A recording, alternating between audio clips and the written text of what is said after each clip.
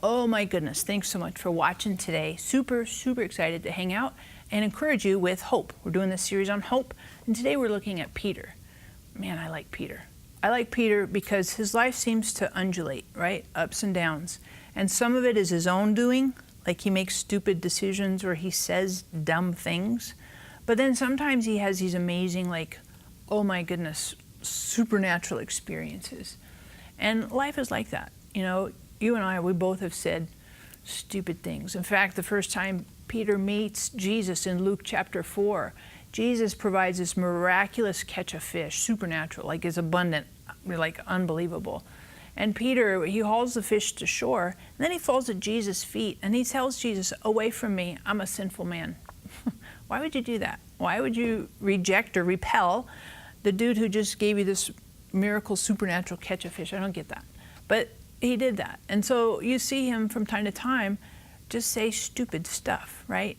When he's at Jesus' transfiguration, he's like mesmerized. He sees Jesus all shiny and bright talking with Elijah and Moses, and he's like, oh, it's a good thing that we're here. We could build like little tabernacles, little tents here to memorialize. And right when he's talking, the Heavenly Father says, stop talking, listen to my son.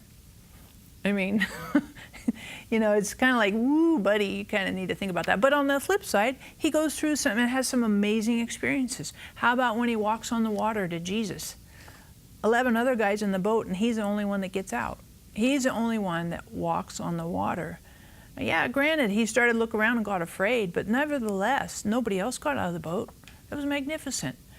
And sometimes we go through times in our life that have some ups and downs. Some, like I said, some of it's self-inflicted, some of it is just the course of events. But just keep your eyes on Jesus. Keep your hope in Jesus. And even in those dark, very discouraging times, I would suspect that after Peter betrayed Jesus 3 times, it says he went out and he wept bitterly. And there was a season there for a couple days when he didn't know that Jesus had risen from the dead. I would suspect he felt tremendous remorse and guilt and despondent and hopeless, very frustrated and just, you know, abhorrent with himself. And yet Jesus shows up, makes him breakfast while he's fishing all night, and has this wonderful conversation. Jesus restores Peter and redeems him. I just encourage you.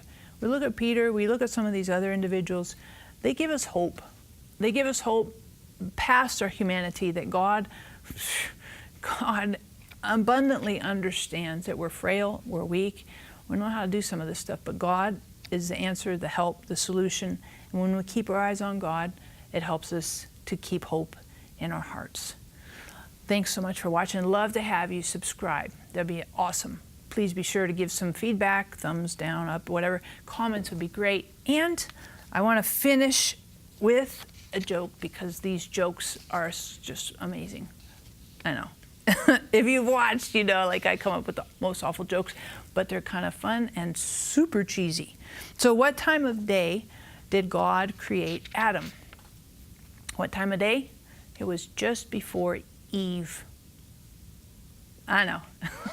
It's awful, but thanks for watching, and catch me next week to continue our series on hope.